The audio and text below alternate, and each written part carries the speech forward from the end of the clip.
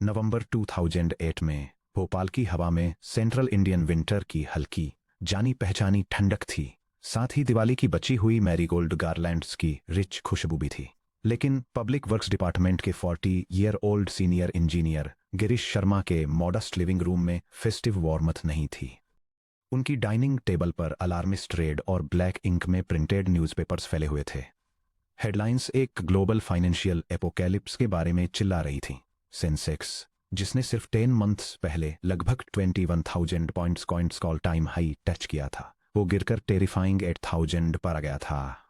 Girish television screen को हैरानी से देख रहे थे, क्योंकि news rankers collapse, wiped out और अनप्रेसिडेंटेड जैसे वर्ड्स यूज कर रहे थे। 2 इयर्स से गिरीश इक्विटी म्यूचुअल फंड्स की एक बास्केट में इन्वेस्ट कर रहे थे, और उन्होंने अपनी बेटी के फ्यूचर इंजीनियरिंग कॉलेज एडमिशन के लिए 3 लाख रुपीज की अपनी हार्ड अर्न मनी जमा की थी। उस बैलेंस को वीक आफ्टर वीक घटते देखना ऐसा लग रहा था जैसे अपने ही घर में आग लगते देखना। ब्लीडिंग को रोकने की तीव्र इच्छा से प्रेरित होकर गिरीश मंडे मॉर्निंग को अपनी लोकल बैंक ब्रांच गए। उन्होंने रिडेम्पशन फॉर्म्स साइन किए, क्रैश के एब्सोल्यूट बॉटम पर अपने इक्विटी फंड्स से एक एक रुपया बाहर निकाला और बाकी कैश को 9% पर एनम ऑफर करने वाली एक ट्रेडिशनल बैंक फिक्स्ड डिपॉजिट में रख दिया। जब वे स्टैम्प्ड और साइंड पेपर डिपॉजिट रिसीट लेकर घर वापस चल रहे थे, तो उन्होंने रिलीफ की एक गहरी भावना महसूस की।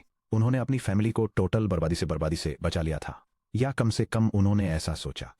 उसी गवर्नमेंट हाउसिंग कॉलोनी में बस 3 डोर्स दूर मीनाक्षी सुंदरम रहती थीं, जो लोकल गवर्नमेंट डिग्री कॉलेज में एक सॉफ्ट स्पोकन लाइब्रेरियन थी। मीनाक्षी एक शांत, स्ट्रक्चर्ड लाइफ जीती थी। उनकी मॉर्निंग्स 5:30 AM पर उनके ब्रास फिल्टर कॉफी मेकर की रिदमिक हमिंग से शुरू होती थीं, जिसके बाद वे अपनी धूप वाली बालकनी पर लेमन ट्रीज, मनी प्लांट्स और बोगनवेलिया की 30 मिनट्स तक देखभाल करती थीं। मीनाक्षी को भी क्रैश के बारे में पता था। लाइब्रेरी स्टाफ रूम में उसके कलीग्स लंच ब्रेक के दौरान इसके अलावा किसी और चीज के बारे में बात नहीं करते थे, लेकिन मीनाक्षी ने ना तो फाइनेंशियल डेली पेपर्स खोले और ना ही किसी फाइनेंशियल एडवाइजर को कॉल किया। इनफैक्ट उसे अपने अकाउंट का लॉगिन पासवर्ड जुर्बानी याद तक नहीं था। वो कैटलॉगिंग कार्ड्स के एक ढेर के नीचे रखी एक पुरानी नीली डायरी में लिखा हुआ था। हर महीने 5th डेट को उसकी सैलरी अकाउंट से 2,000 रुपीज का एक automated systemic investment plan SIP deduct होकर सेंसेक्स को ट्रैक करने वाले एक लो कॉस्ट फंड में रूट हो जाता था। उसने इंडेक्स फंड्स पर एक छोटा मैगजीन आर्टिकल पढ़ने के बाद 2 इयर्स पहले यह ट्रांसफर सेटअप किया था। 2008 की डार्क विंटर के दौरान, जब न्यूज़पेपर्स मॉडर्न कैपिटलिज्म के अंत की भविष्यवाणी कर रहे थे, मीनाक्षी की ऑटोमेटेड 2,000 रुपी SIP बिल्कुल शेड्यूल के मुताबिक एग्जीक्यूट हुई। उसने अपनी कॉफ़ी बनाई, अपनी बुक्स कैटलॉग की, अपने पौधों को पानी दिया और अपनी लाइफ में आगे बढ़ गई। 12 इयर्स बाद नवंबर 2020 में एक बिल्कुल अलग ग्लोबल क्राइसिस, कोविड-19 पेंडेमिक के साए में एक और दिवाली आई। गिरीश, जो अब रिटायरमेंट के करीब था, अपनी नेट वर्थ कैलकुलेट करने बैठा। 12 इयर्स में उसने अपनी 3 लाख रुपी FD को ध्यानपूर्वक रोल ओवर किया और जब भी पॉसिबल हुआ उसमें छोटी छोटी अमाउंट जोड़ता रहा। 7% से 9% के एवरेज इंटरेस्ट रेट पर, जो उसके पीक अर्निंग्स ब्रैकेट में इनकम टैक्स द्वारा लगातार कम हो रहा था और real world middle class inflation से डाइल्यूट हो रहा था, जहां स्कूल फीस, हेल्थ केयर और मिठाई के डिब्बों के प्राइसेस हर कुछ ईयर्स में डबल हो जाते थे। उसका कैपिटल बहुत मामूली सा बढ़ा था। यह सेफ तो था, बिल्कुल, लेकिन इसमें बाइंग पावर की कमी थी। यह ठहरे हुए पानी के उस पूल की तरह था जो ना तो सूखा था और ना ही उसने किसी गार्डन को सींचा था। मीनाक्षी ने, जो कॉलेज लाइब्रेरी से अपने रिटायरमेंट की तैयारी कर रही थी, डिसाइड किया कि आखिरकार अब अपना पुराना इन्वेस्टमेंट अकाउंट चेक करने का टाइम आ गया है। उसने नीली डायरी निकाली, अपना पासवर्ड रीसेट किया और लॉग इन कर लिया। स्क्रीन पर उसने जो देखा, उसने उसे रुकने और डिजिट्स को 2 बार रीरीड करने पर मजबूर कर दिया। उसकी अनग्लैमरस, नेग्लेक्टेड 2,000 रुपीस मंथली SIP, जिसे उसने जियोपॉलिटिकल टेंशंस, इकोनॉमिक स्लोडाउन्स और मार्केट पैनिक्स के 12 इयर्स के दौरान बस ऐसे ही छोड़ दिया था, वो चुपचाप कंपाउंड होकर एक लाइफ चेंजिंग फॉर्च्यून में बदल चुकी थी। 2008 crash, 2011 inflation correction, 2016 demonetisation shockwave और सन 2020 मार्केट क्रैश के दौरान भी उसके ऑटोमेटेड इन्वेस्टमेंट ने इंडिया की लार्जेस्ट कंपनीज के शेयर्स स्टीप डिस्काउंट्स पर लगातार खरीदे थे। जबकि गिरीश ने अपने कैपिटल को वोलाटिलिटी से सुरक्षित रखा था। उसने गलती से इसे स्टैग्नेशन के कहीं ज्यादा डेंजरस रिस्क में डाल दिया था। मीनाक्षी ने बिल्कुल कुछ न करके सिस्टम को आउटस्मार्ट कर दिया था। Section break. What the index really is, owning the engine room of India. यह समझने के लिए कि मीनाक्षी की स्ट्रेटजी क्यों सक्सीड हुई जबकि गिरीश की फेल हो गई, हमें उस कंफ्यूजिंग जार्गन को हटाना होगा जिसे फाइनेंशियल मीडिया स्टॉक मार्केट को मिस्टिफाई करने के लिए यूज करता है। जब middle class Indian house holds Nifty 50 या सेंसेक्स जैसे वर्ड्स सुनते हैं तो वे अक्सर टेलीफोन्स में चिल्लाते हुए फ्रेंटिक ट्रेडर्स, स्क्रीन पर ब्लिंक करते रेड और ग्रीन नंबर्स या हाई स्टेक्स गैम्बलिंग की पिक्चर बनाते हैं। ये परसेप्शन एक ऐसी इंडस्ट्री द्वारा एक्टिवली कल्टीवेट किया जाता है जो आपकी एंजाइटी और फ्रीक्वेंट ट्रेडिंग से प्रॉफिट कमाती है, लेकिन रियलिटी कहीं ज्यादा सिंपल है और फंडामेंटली आपकी डेली लाइफ से जुड़ी हुई है। सेंसेक्स बॉम्बे स्टॉक एक्सचेंज का बेंचमार्क इंडेक्स और निफ्टी 50 नेशनल स्टॉक एक्सचेंज का बेंचमार्क इंडेक्स कोई एब्स्ट्रैक्ट कैसीनो स्कोर्स नहीं हैं, वे इंडियन इकोनॉमी के क्यूरेटेड स्नैपशॉट मिरर्स हैं। सेंसेक्स इंडिया में लिस्टेड 30 सबसे बड़ी फाइनेंशियली साउंड और लिक्विड कंपनीज की परफॉर्मेंस को ट्रैक करता है। निफ्टी 50 इकोनॉमी के की सेक्टर्स में ऐसी 50 डोमिनेंट एंटरप्राइजेस को ट्रैक करता है। जब आप निफ्टी 50 को देखते हैं तो आप स्पेक्युलेटिव पेपर स्लिप्स को नहीं देख रहे होते हैं, आप उन इंजन्स को देख रहे होते हैं जो मॉडर्न इंडियन लाइफ को पावर देते हैं। एक इंडियन हाउसहोल्ड की एक टिपिकल मॉर्निंग के बारे में सोचिए। आप उठते हैं और हिंदुस्तान यूनिलीवर या डाबर के बनाए टूथपेस्ट से ब्रश करते हैं। आप रिलायंस जियो या भारतीय एयरटेल के मोबाइल नेटवर्क से चलने वाला अपना स्मार्टफोन ऑन करते हैं। आप HDFC बैंक, ICICI बैंक या एक्सिस बैंक के ऐप पर अपना बैंक बैलेंस चेक करते हैं। आप मारुति सुजुकी, टाटा मोटर्स या महिंद्रा एंड महिंद्रा की गाड़ी से काम पर जाते हैं जिसमें भारत पेट्रोलियम या इंडियन ऑयल का पेट्रोल भरा होता है। आप ITC के पैक्ड ग्रॉसरी आइटम खरीदते हैं। TCS और इंफोसिस सॉफ्टवेयर से चलने वाले लॉजिस्टिक्स नेटवर्क के जरिए कपड़े ऑर्डर करते हैं और बाटा या टाइटन स्टोर पर अपने बच्चे के जूतों के लिए पे करते हैं। जब निफ्टी 50 इंडेक्स अर्ली 2000s के लगभग 1000 पॉइंट्स से बढ़कर 2024 में 25,000 पॉइंट्स से ज्यादा हो गया तो यह किसी जादू या स्पेक्यूलेशन की वजह से नहीं हुआ। यह इसलिए हुआ क्योंकि मिलियंस ऑफ इंडियन फैमिलीज ने अपने पहले स्मार्टफोन्स खरीदे, टू व्हीलर्स से SUVs पर अपग्रेड किया, अपने पहले अपार्टमेंट्स खरीदने के लिए होम लोन्स लिए और हेल्थ केयर, क्लोथिंग और पैक्ड फूड्स पर ज्यादा पैसे खर्च किए। इंडेक्स टाइम के साथ इसलिए बढ़ता है क्योंकि इंडिया टाइम के साथ ग्रो करता है। इंडेक्स फंड खरीदने का मतलब है 1.4 बिलियन लोगों की कलेक्टिव इंटेलिजेंस, एम्बिशन और कंजम्पशन पर एक स्ट्रक्चरल बेट लगाना। जब तक आप यह नहीं मानते कि इंडियंस अचानक सामान कंज्यूम करना, घर बनाना, लोन लेना और टेक्नोलॉजी यूज करना बंद कर देंगे, तब तक टॉप 50 कंपनीज की लॉन्ग टर्म ट्रेजेक्ट्री ऊपर की तरफ ही वेटेड रहेगी। निफ्टी 50 का engine room everyday Indian consumption जैसे फोन्स, कार्स, लोन्स टी से टॉप 50 फर्म्स जैसे HDFC, रिलायंस, TCS, टाइटन वगैरह के कॉरपोरेट प्रॉफिट्स बनते हैं जो डायरेक्टली इंडेक्स ग्रोथ यानी निफ्टी 50 या सेंसेक्स अर्निंग्स में रिफ्लेक्ट होते हैं। Section break. The price of admission 12% compound interest और गट रेंचिंग वोलाटिलिटी। 1996 में अपनी शुरुआत से निफ्टी 50 ने लगभग 12% से 13% का compound annual growth rate CAGR deliver किया है।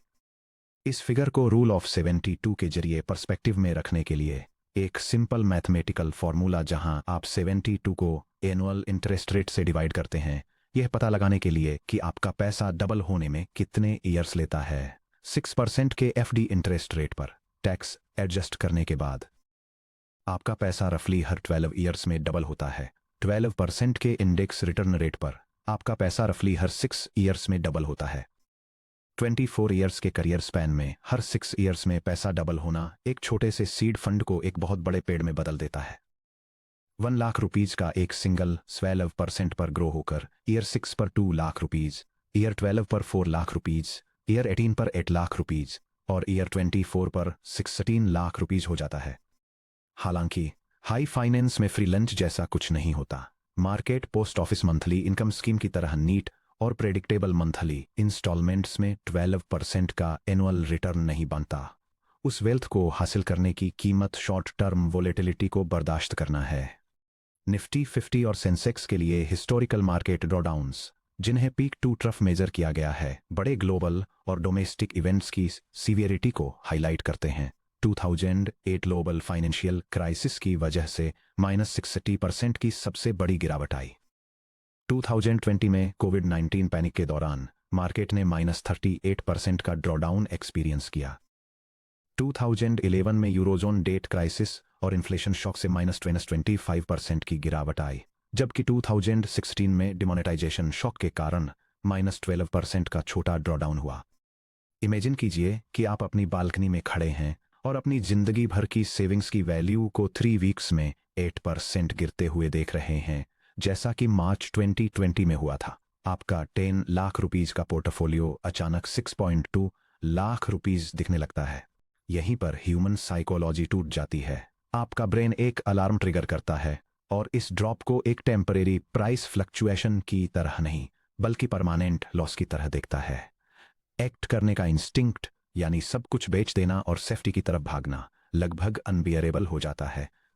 फिर भी हिस्ट्री एक अनब्लेमिश्ड पैटर्न दिखाती है। इंडियन इंडेक्स की हिस्ट्री में हर एक ड्रॉडाउन के बाद एक नई ऑल टाइम हाई तक रिकवरी हुई है। 2 डिकेड्स में वो लेजेंडरी 12 to 13% CAGR कमाने वाला इन्वेस्टर वो नहीं था जिसने ये प्रेडिक्ट किया कि मार्केट कब गिरेगा या उठेगा। ये वो इन्वेस्टर था जिसके पास बाहर तूफान चलने के दौरान शांत बैठे रहने का इमोशनल स्टेमिना था। यह विजुअल डायग्राम एक मार्केट साइकिल ग्राफ को दिखाता है, जिसमें मार्केट बूम्स, मार्केट ड्रॉप्स के दौरान पैनिक सेलिंग जोन्स, कम प्राइसेस पर सिस्टमैटिक इन्वेस्टमेंट्स के लिए एक्यूमुलेशन जोन्स, और आखिर में एक नए ऑल टाइम हाई तक रिकवरी जैसे फेजेस को हाईलाइट किया गया है। बोरिंग एक्साइटिंग से बेहतर क्यों है? फाइनेंशियल गैम्बलिंग का ट्रैप। ज्यादातर मिडिल क्लास इन्वेस्टर्स 2 खतरनाक एक्सट्रीम्स में से किसी एक में फंस जाते हैं। द फेयरफुल डिफेंडर गिरीश अपना सारा कैपिटल फिक्स डिपॉजिट्स, गोल्ड या ट्रेडिशनल इंश्योरेंस पॉलिसीज में रखता है और इन्फ्लेशन और टैक्सेस की वजह से अपनी रियल बाइंग पावर को धीरे धीरे घटते हुए देखता रहता है। The thrill seeking gambler bank के कम इंटरेस्ट रेट्स से फ्रस्ट्रेट होकर day trading, speculative stock tips, futures and options यानी F&O या वोलेटाइल एसेट हाइप में कूद पड़ता है। Financial media complex the thrill seeking gambler को बहुत पसंद करता है।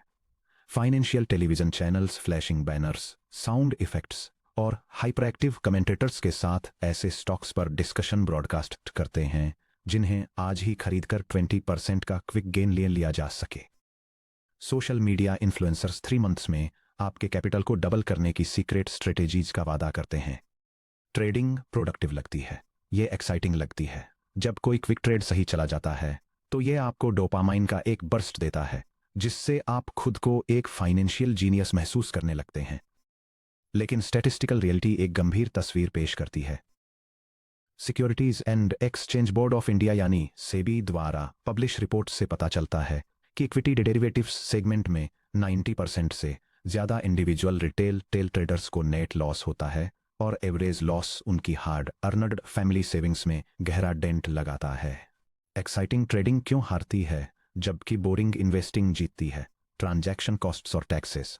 हर ट्रेड में brokerage fees, securities transaction tax, STT, stamp duty, GST और short term capital gains tax लगता है। फ्रीक्वेंट ट्रेडिंग रिटर्न्स पर एक मैसिव ड्रैग क्रिएट करती है।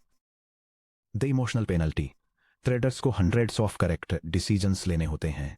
कब बाय करना है, कब सेल करना है, कहां स्टॉप लॉस सेट करना है और न्यूज पर कैसे रिएक्ट करना है। एक इंडेक्स इन्वेस्टर बस एक डिसीजन लेता है, पूरी मार्केट को कंटिन्यूअसली बाय करना और कभी नहीं रुकना। Information asymmetry. भोपाल, चेन्नई या जयपुर में डे जॉब करने वाले एक इंडिविजुअल के रूप में आप institutional algorithms, high frequency trade servers और फुल टाइम एनालिस्ट्स के अगेंस्ट कॉम्पीट कर रहे हैं।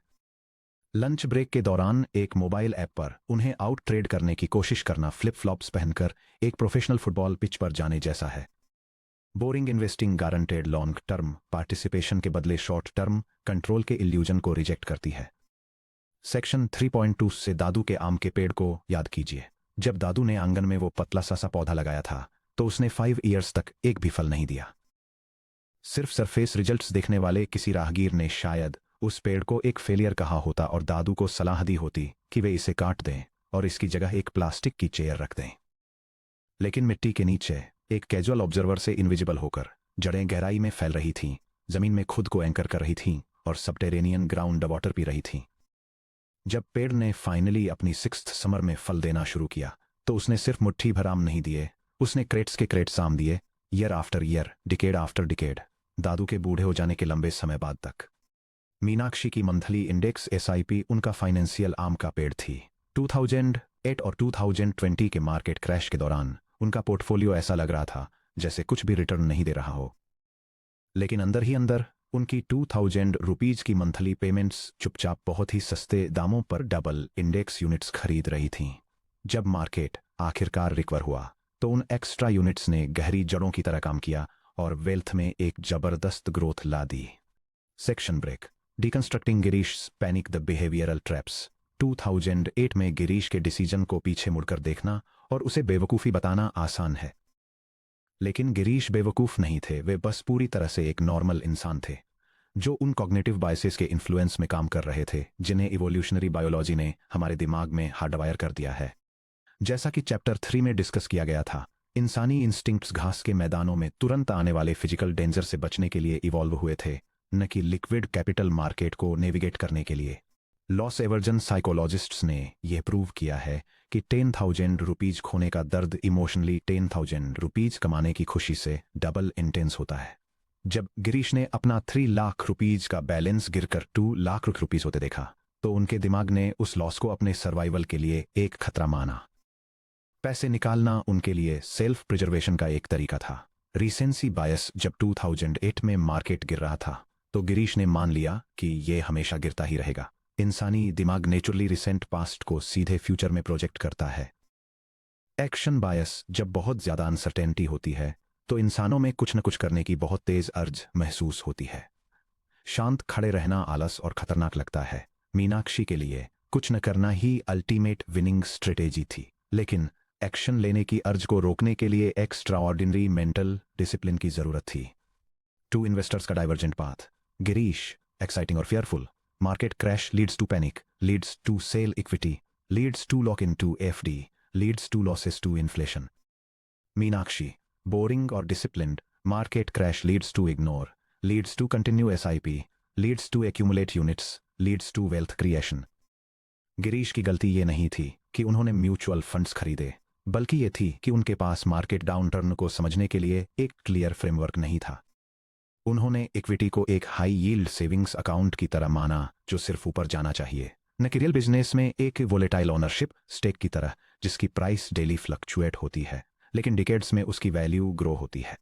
The hidden drain. Modern indexing old school funds से बेहतर परफॉर्म क्यों करती है? 12 ईयर्स के दौरान मीनाक्षी की जीत 2 पिलर्स पर टिकी थी। उनका अटूट पेशेंस और एक ऐसा स्ट्रक्चरल एडवांटेज जिस पर ज्यादातर चार्टर्ड अकाउंटेंट्स और ट्रेडिशनल बैंक मैनेजर्स अपने मिडिल क्लास क्लाइंट्स का ध्यान मुश्किल से ही दिलाते हैं। उनकी मंथली एसआईपी किसी फैशनेबल और भारी एडवर्टाइजमेंट वाली star fund manager equity scheme में नहीं लगाई गई थी, इसे सीधे एक सिंपल इंडेक्स फंड में इन्वेस्ट किया गया था।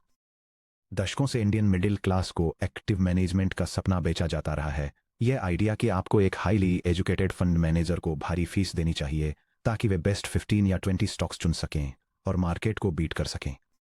फाइनेंशियल इंडस्ट्री जिस बात को बहुत कम डिस्क्लोज करती है वह यह है कि यह एक्टिव मैनेजमेंट एक्सपेंस रेशियो नाम के एक साइलेंट और कंटिन्यूअस टोल कलेक्टर के साथ आता है। अगर कोई एक्टिव म्यूचुअल फंड 2% की एनुअल मैनेजमेंट फीस चार्ज करता है जबकि एक कॉस्ट इंडेक्स फंड सिर्फ 0.1% चार्ज करता है, तो ये 1.9% का डिफरेंस पेपर पर बहुत मामूली लग सकता है। लेकिन जैसा कि हम नेक्स्ट सेक्शन में एक्सप्लोर करेंगे, 20 या 30 ईयर्स में कंपाउंड होने पर यह छोटा सा फीस डिफरेंस वाटर पाइप में एक हिडन लीक की तरह काम करता है जो आपको प्रॉफिट का एक भी रुपया दिखने से पहले ही आपकी अल्टीमेट रिटायरमेंट वेल्थ का 1/3 हिस्सा चुपचाप बाहर निकाल देता है। मीनाक्षी के बोरिंग इंडेक्स फंड ने लगभग कुछ भी चार्ज नहीं किया। फीस में बचाया गया परसेंट का हर फ्रैक्शन उनके अकाउंट में ही रहा जो ईयर आफ्टर ईयर कंपाउंड होता रहा और इंडिया की टॉप 50 कंपनीज के एक्सपेंशन के साथ स्नोबॉल की तरह बढ़ता रहा। उन्होंने प्रोफेशनल ट्रेडर्स से बेहतर गेस करके मार्केट को बीट नहीं किया, उन्होंने पूरे मार्केट को ऑन करके, अपनी कॉस्ट्स को कम करके, शोर शराबे को बंद करके और टाइम को सारा हैवी लिफ्टिंग करने देकर उन्हें बीट किया।